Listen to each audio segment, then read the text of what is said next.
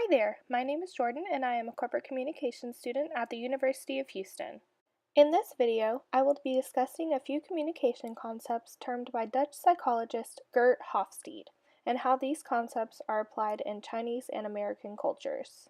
The static history between the US and China seems to be a thing of the past. China is located on the continent of Asia and is the world's most rapidly growing emerging market.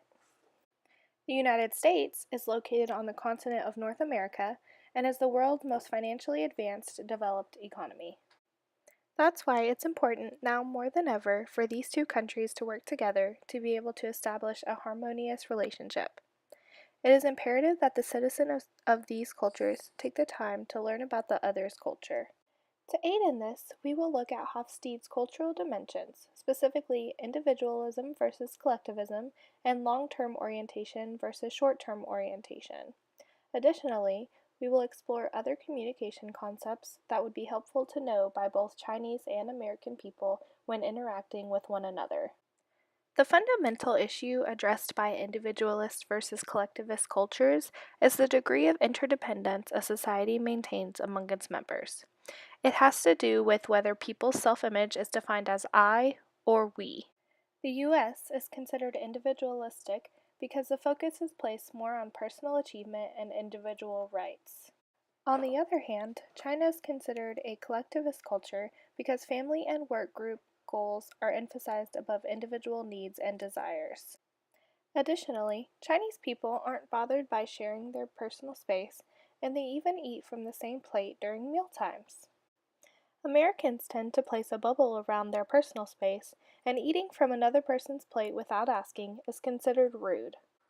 Another cultural dimension prevalent in Chinese and American cultures is long-term orientation and short-term orientation.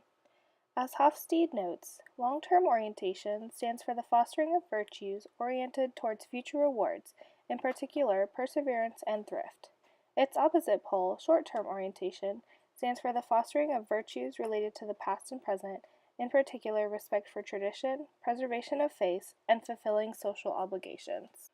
China displays a long-term oriented culture with notions of time, friendship, and business relationships. Chinese people demonstrate polychronic time because they are more concerned with the present moment rather than schedules. They know that their hard work will pay off eventually, so they don't rush through things.